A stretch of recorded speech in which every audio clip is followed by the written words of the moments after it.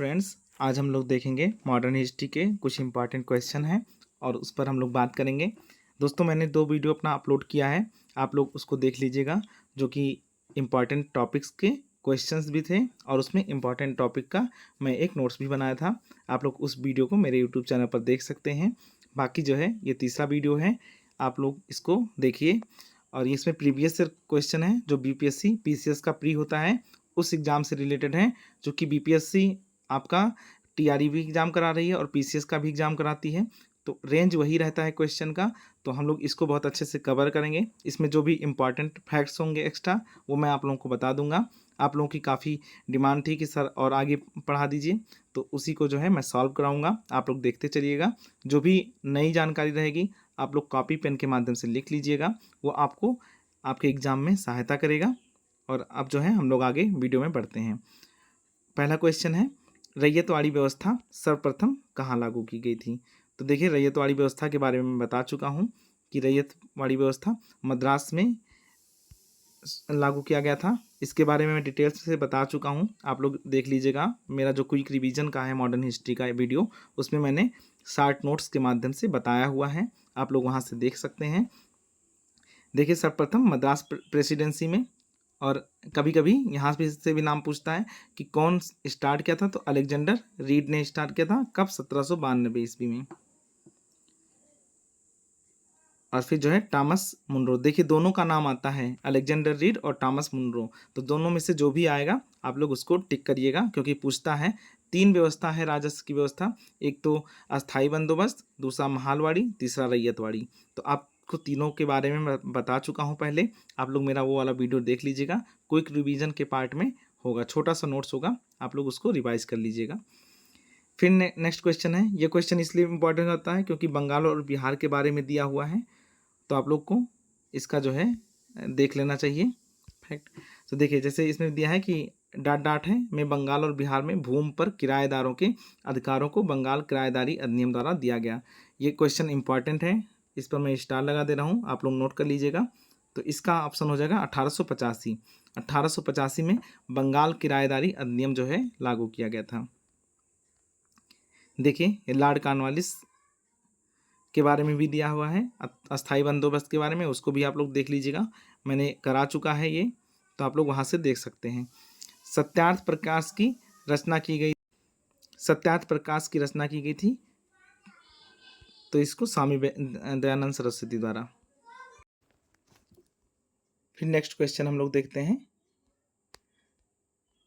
देखिए, आप लोग स्वामी दयानंद सरस्वती के बारे में जो और भी फैक्ट हैं उसको भी नोट कर लीजिएगा कि 1867 में उन्होंने पाखंड खंडिनी पताका लहराई थी। और आर्य समाज की स्थापना कहाँ पर किया था? तो 1875 ईस्वी में। देखिए, आर्य समाज के बारे में एक चीज़ और नोट कर लीजिएगा कि स्थापना जो है बम्बई में किया गया था, लेकिन इसका जो हेडक्वार्टर है, मुख्यालय है, वो कहाँ पर है? तो लाहौर में है। ये क्वेश्चन बहुत इंपॉर्टेंट है, इसमें नहीं दिया हुआ है, आप लोग जरूर नोट कर लीजिएगा क्योंकि क्वेश्चन पूछ सकता है। सत्यार्थ प्रकाश जो है इनकी रचना थी, तो इसके बारे में आप लोग देख लीजिएगा। अमृत बाजार पत्रिका की स्थापना किसने की थी? तो इसका आपका आंसर हो जाएगा शिशिर कुमार घोष। देखिए, इस क्वेश्चन के बारे में और भी फैक्ट हैं, उसको भी आप लोग नोट कर लीजिएगा, क्योंकि ये जो है पहले बंगाली भाषा में प्रकाशित होती थी, लेकिन 1878 ईस्वी में देसी भाषा प्रेस अधिनियम एक आया था, लिटन ने लाया था, वायसराय उस समय जो है लॉर्ड लिटन थे, उन्होंने लाया था, इसीलिए इसका रातों रात जो है ट्रांसलेट कर दिया गया, अंग्रेजी भाषा में कर दिया गया। तो क्वेश्चन आप लोगों से ऐसा पूछता है कि कौन सी ऐसी पत्रिका थी जिसको रातों रात भाषा चेंज किया गया था? तो वो आपका हो जाएगा अमृत बाजार पत्रिका। और उसकी रचना कौन किए थे या उसकी स्थापना कौन किए थे? तो मोतीलाल घोष तथा शिशिर कुमार घोष, ये 2 लोग जो हैं इसके वो थे। और भी क्वेश्चन इंपॉर्टेंट है, जैसे हिंदू पैट्रियाट, तो हिंदू पैट्रियाट की स्थापना कौन किया था? गिरीश चंद्र घोष ने। आप लोग इसको भी नोट कर लीजिए। निम्न अखबारों में कौन सा मुख्यतः उदारवादियों की नीतियों का प्रचारक था? तो उदारवादियों की नीतियों का प्रचारक लीडर था, आप लोग देख लीजिए। उदारवादी आप लोग पढ़ेंगे, गरम दल, नरम दल, तो नरम दल से जो भी इम्पोर्टेंट लोग थे उनको उदारवादी बोला जाता था उस समय। बाकी उदारवादी एक बड़ा कॉन्सेप्ट है, उसके बारे में कभी टाइम मिला जब पेपर नहीं होगा तो मैं अलग से वीडियो बना दूंगा, आप लोग समझ लीजिएगा कि उदारवादी किसको बोलते थे। तो देखिए, लीडर समाचार पत्र के संपादक कौन थे? मदन मोहन मालवीय थे। 19वीं शताब्दी के धर्म एवं समाज सुधार आंदोलनों ने जनसंख्या के किस वर्ग को मुख्यतः आकर्षित किया? तो देखिए, बुद्धिजीवी वर्ग को, नगरीय उच्च जातियों को और निर्धन सर्वसाधारण वर्ग को। उदार रजवाड़े को नहीं किया था। आप लोग ध्यान रखिएगा, रजवाड़े मतलब जो राजा से रिलेटेड थे, तो इन लोगों का कोई मतलब नहीं था समाज सुधार और इन सब से। भारतीय पुनर्जागरण आंदोलन के पिता कौन थे? मैं आपको ये क्वेश्चन बता चुका हूँ, आप लोग गेस करिए इसका आंसर क्या होगा।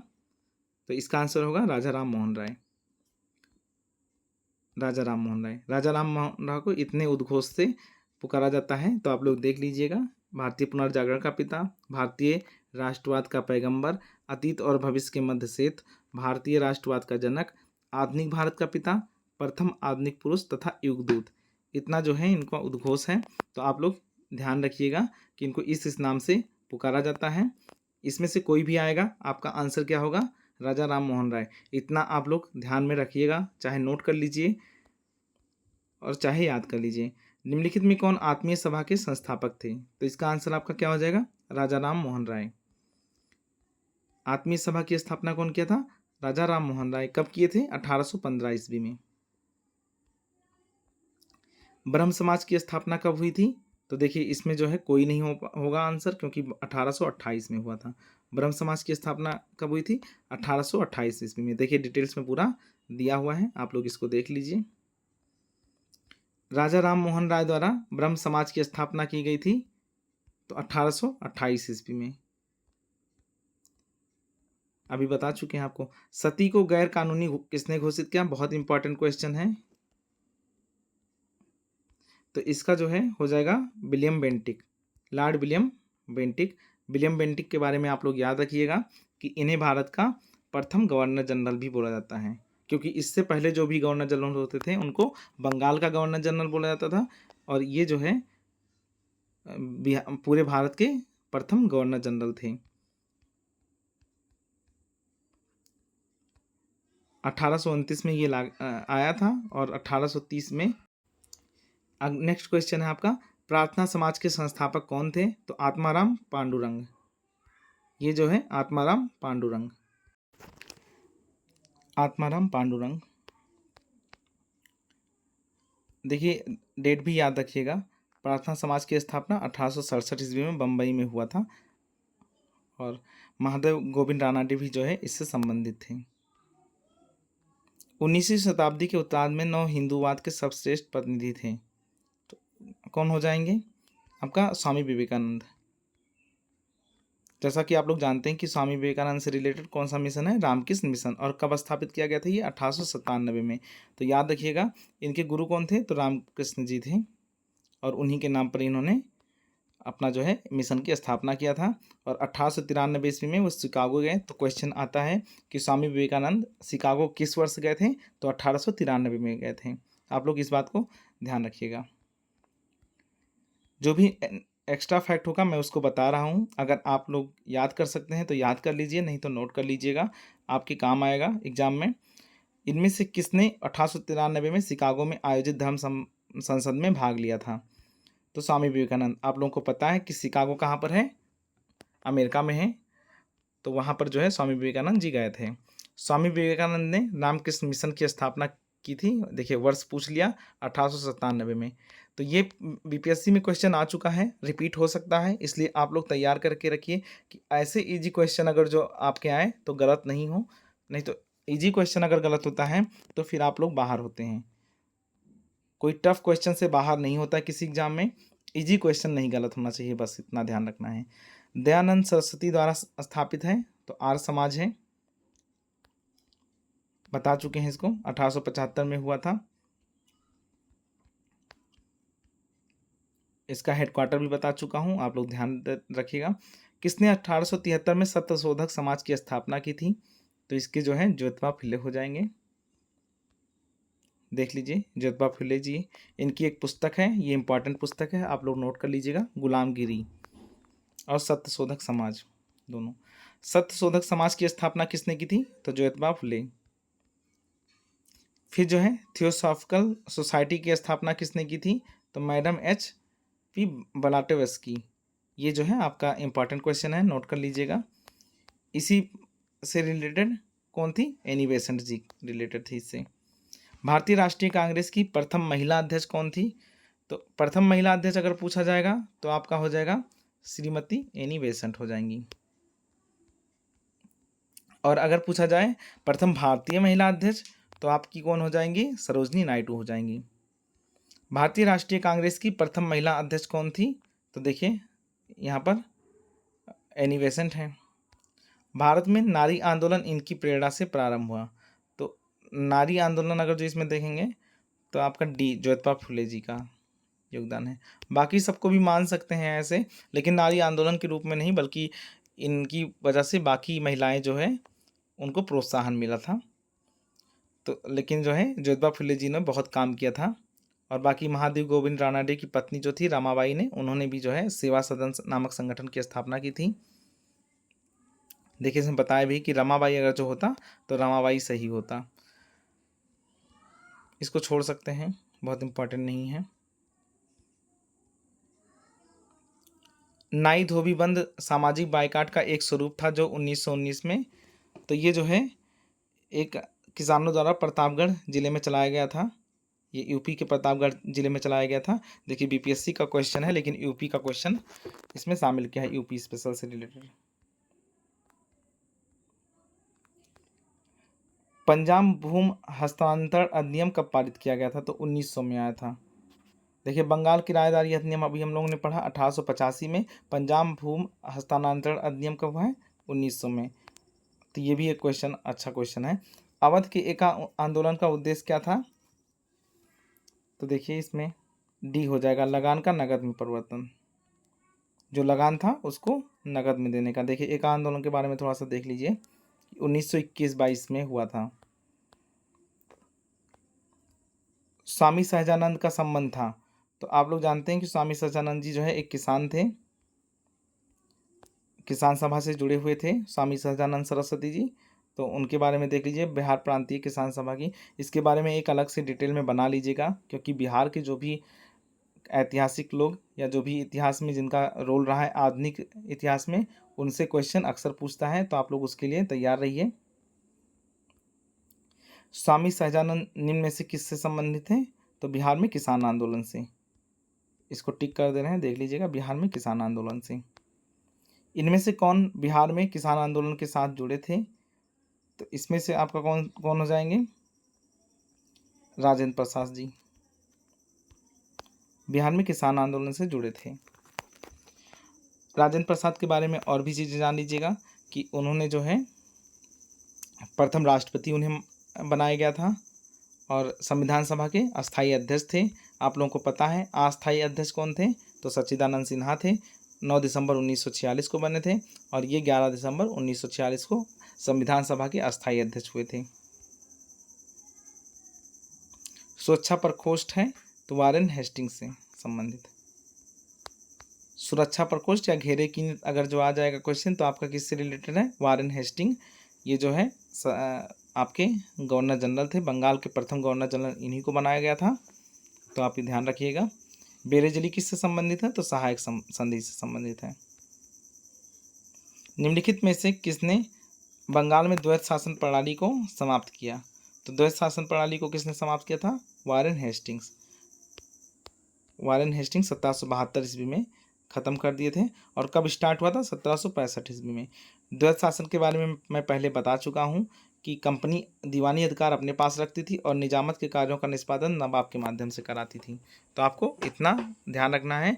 इसमें वास्तविक शक्ति किसके पास रहती थी? कंपनी के पास थी।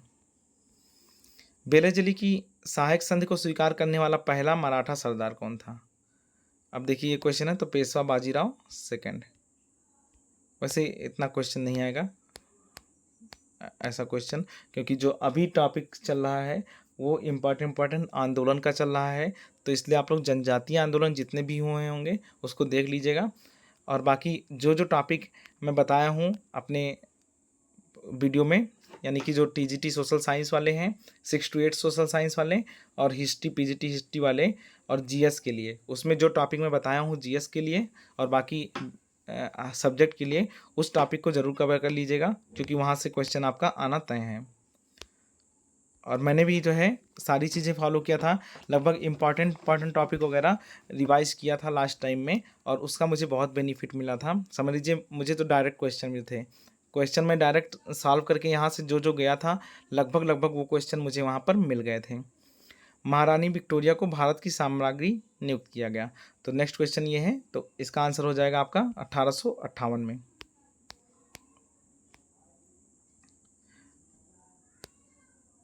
सॉरी, महारानी विक्टोरिया, ये क्वेश्चन थोड़ा सा गलत हो गया।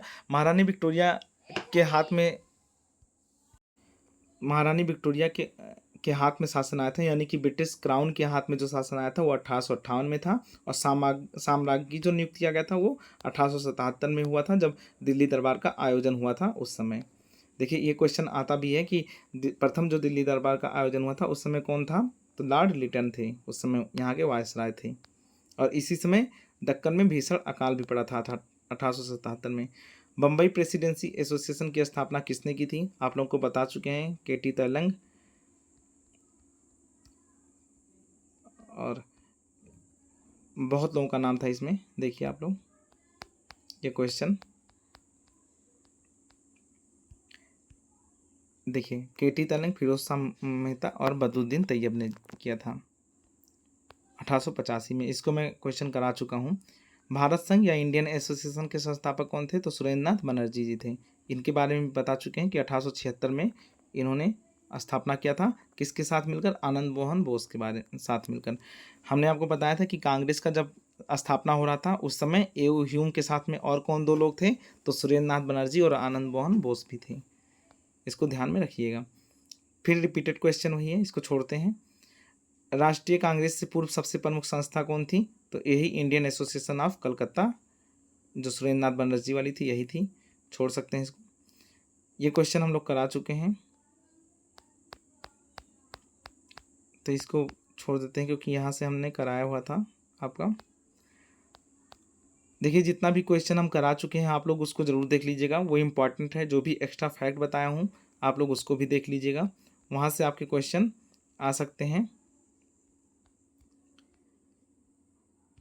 अब देखिए इम्पॉर्टेंट, करजन वायली की हत्या के आरोप में किसे मृत्युदंड दिया गया था, तो इनका आंसर हो जाएगा मदनलाल ढींगरा हो जाएंगे। करजन वायली की हत्या आप लोग नोट कर लीजिएगा 1909 को। नेक्स्ट क्वेश्चन मार्टेन्ग्यू चेम्सफोर्ड के बारे में है। तो मार्टेन्ग्यू चेम्सफोर्ड का जो रिपोर्ट था वो भारत सरकार अधिनियम 1919 का आधार बनी। ये क्वेश्चन नोट कर लीजिएगा। इसमें एक और आता है कि इस अधिनियम के तहत प्रांतों में पहली बार द्वैत शासन लागू किया गया। ये भी इम्पॉर्टेंट है, स्टार लगा दे रहे हैं आप लोग, इसको नोट कर लीजिए।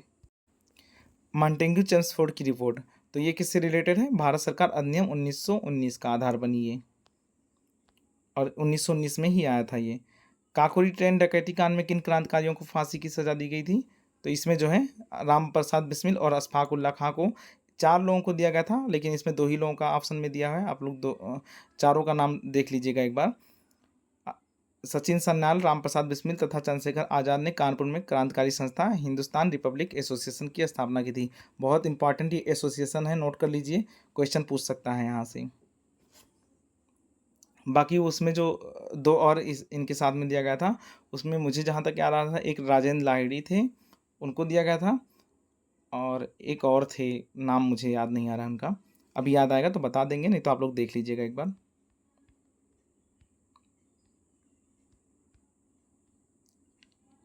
हाँ, ये राजेंद्र लाहिड़ी और रोशन लाल, देखिए 4 लोगों का नाम लिखा हुआ है, अशफाक उल्ला खां, रोशन लाल और राजेंद्र लाहिड़ी, इनको फांसी की सज़ा दी गई थी। हिंदुस्तान सोशलिस्ट रिपब्लिक आर्मी के संस्थापक नेताओं में से कौन थे, तो इसमें हो जाएंगे भगत सिंह हो जाएंगे। देखिए जब हिंदुस्तान रिपब्लिक आर्मी बन रही थी उस समय कौन था, तो उस समय चंद्रशेखर आज़ाद, सचिन नाथ सन्याल और राम प्रसाद बिस्मिल थे, लेकिन हिंदुस्तान सोशलिस्ट जब जोड़ा गया था तो उस समय कौन थे, भगत सिंह थे। तो ये भी आप लोगों को याद रखना है, और ये दोनों संगठन बहुत इंपॉर्टेंट है, तो इनका अलग से एक नोट्स बना लीजिएगा 2-4 लाइन का, क्योंकि क्वेश्चन जो है आपको यहाँ से मिलेंगे। नेक्स्ट क्वेश्चन है, निम्नलिखित पंक्तियों को किसने लिखा? सरफरोशी की तमन्ना अब हमारे दिल में है, देखना है और जोर कितना बाजुए कातिल में है। तो ये शायद बिस्मिल की रचना है, राम प्रसाद बिस्मिल की रचना है ये, तो इसको ध्यान रखिएगा। देखिए वही दोबारा क्वेश्चन आ रहा है।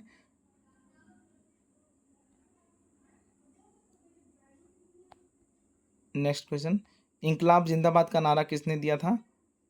तो ये हो जाएगा भगत सिंह का। और लिखा कौन था इस नारे को? तो मोहम्मद इकबाल। देखिए दोनों में जो है देख लीजिएगा इसको कि कौन लिखा था और कौन नारा दिया था, दोनों में अंतर होता है। भगत सिंह, राजगुरु तथा सुखदेव को कब फांसी की सजा दी गई थी?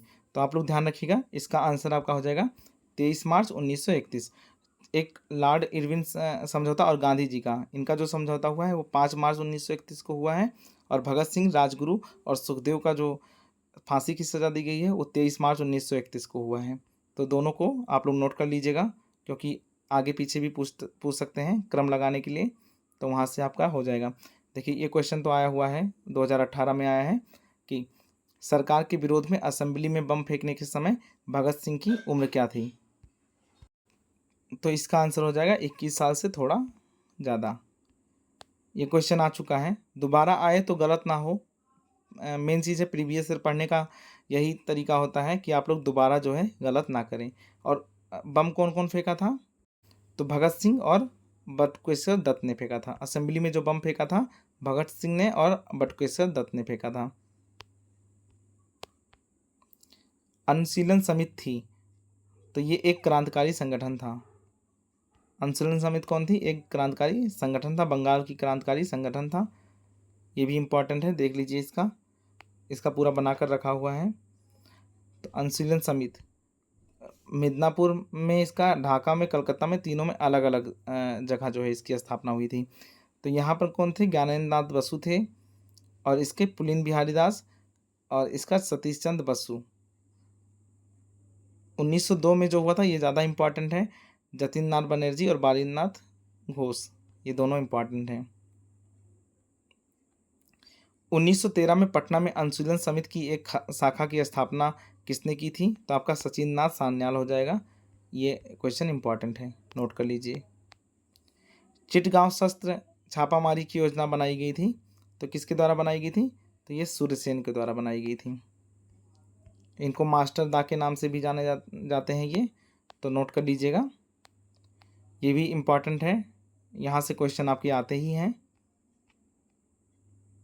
चटगांव शस्त्रागार धावे से कौन संबंधित है? तो सूर्यसेन हो जाएंगे।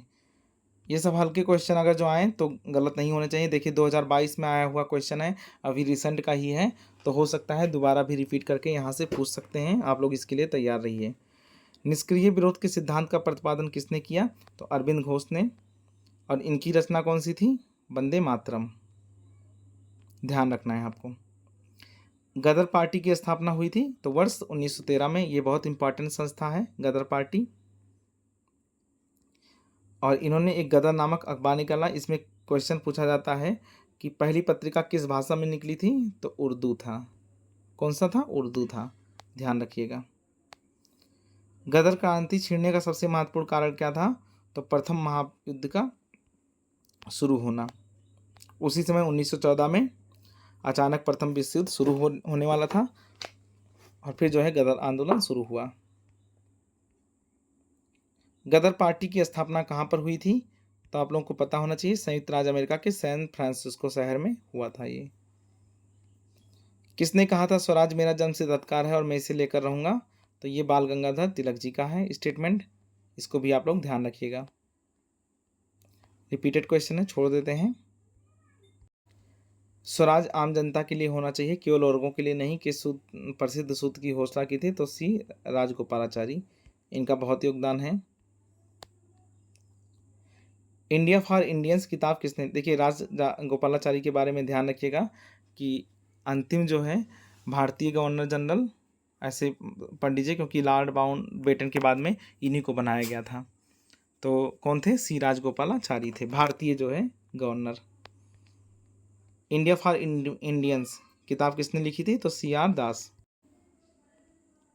फिर जो है नेक्स्ट देखेंगे हम लोग, अनहैप्पी इंडियन अनहैप्पी इंडिया पुस्तक के लेखक कौन है? तो लाला लाजपत राय। आप लोगों को पता है 1928 में लाला लाजपत राय की मृत्यु हो जाती है। निम्नलिखित में से किस नेता ने 1906 में कलकत्ता कांग्रेस अधिवेशन की अध्यक्षता की थी? तो इसका दादा भाई नौरोजी। हमने आपको बताया कि दादा भाई नौरोजी ने 3 बार जो है कांग्रेस की अध्यक्षता की है, तो आप लोग ध्यान रखिएगा उसको। निम्नलिखित में से किसने ऑल इंडिया मुस्लिम लीग की स्थापना की थी? तो ऑल इंडिया मुस्लिम लीग की स्थापना नवाब सलीमुल्लाह खां थे। तो इसको भी ध्यान रखिएगा क्योंकि इसका रोल बहुत ज़्यादा रहा है आज़ादी तक की उसमें घटनाक्रम में इंडियन मुस्लिम लीग का बहुत ज़्यादा रोल रहा था। तो आप लोग देखते रहिएगा इसका, क्योंकि यहाँ से भी क्वेश्चन आपके आने तय हैं।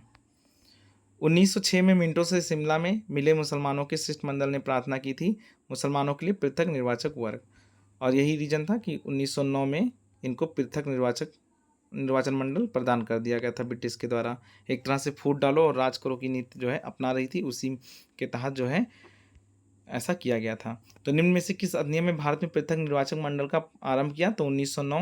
ये बहुत इंपॉर्टेंट क्वेश्चन है, आप लोग इसको देख लीजिएगा। निम्नलिखित में से किसका योगदान होम रूल लीग की स्थापना में नहीं था? तो देखिए, बाल गंगाधर तिलक भी थे, एनी बेसेंट भी थे, टी.एस. अलकाट और एम सुब्रमण्यम अय्यर। तो टी.एस. अलकाट का नहीं माना जाता है क्योंकि ये जो है थियोसॉफिकल सोसाइटी से थे। जरूर थियोसॉफिकल सोसाइटी से एनी बेसेंट जुड़ी थी, लेकिन इनका डायरेक्ट होम रूल लीग में कोई योगदान नहीं था। किस अधिवेशन में होम रूल लीग समर्थक अपनी राजनीतिक शक्ति का सफलतापूर्वक प्रदर्शन कर गए थे? तो कांग्रेस के 1916 का लखनऊ अधिवेशन। आपको ध्यान होगा कि कांग्रेस के इसी अधिवेशन में जो है इंडियन नेशनल कांग्रेस और मुस्लिम लीग दोनों इकट्ठा हो गई थी, मतलब एक में आ गई थी, और इसमें तिलक तथा एनी बेसेंट ने बैठक को संबोधित किया था। शिक्षा में सुधार हेतु ब्रिटिश सरकार ने सैडलर विश्वविद्यालय आयोग कब नियुक्त किया था? तो आपको ध्यान रखना है इसमें 1917। देखिए, विश्वविद्यालय का जितना भी ये बना है विद्यालय का, मतलब शिक्षा से संबंधित जितने भी सुधार हुए हैं उनको आप का जो समितियां बनी हैं उसको ध्यान रखना है।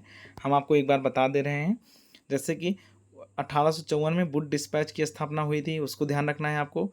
1882 में आपका हुआ है हंटर कमीशन, उसको ध्यान रखना है। फिर 1917 में सेटलर आयोग बना है। फिर 1929 में हार्टोंग समिति बनी है। इन सब का एक बार आप लोग देख लीजिएगा, और नहीं होगा तो मैं एक पिक भेज दूंगा आप लोगों को। आप लोग ग्रुप से जुड़े रहिएगा, वहाँ पर मैं पिक भेज दूंगा, इंपॉर्टेंट पिक देख लीजिएगा। होम रूल लीग आंदोलन के भारत के स्वतंत्रता संग्राम के एक नए चरण के आरंभ का द्योतक था, क्योंकि इसने देश के सामने स्वशासन की एक ठोस योजना रखी। स्वशासन की बात जो रखी वो किसने रखा? होम रूल लीग ने रखा था। बंगाल विभाजन के प्रत्याघात के रूप में कौन सा आंदोलन शुरू हुआ था? तो इसमें स्वदेशी आंदोलन शुरू हुआ था, स्वदेशी। ठीक है, स्वदेशी आंदोलन के बारे में मैं बता चुका हूँ, आप लोग वो वाला वीडियो देख लीजिएगा, बहुत इंपॉर्टेंट है। नोआखली काल में महात्मा गांधी के सचिव कौन थे? तो प्यारे लाल थे, प्यारे लाल थे इसका आंसर।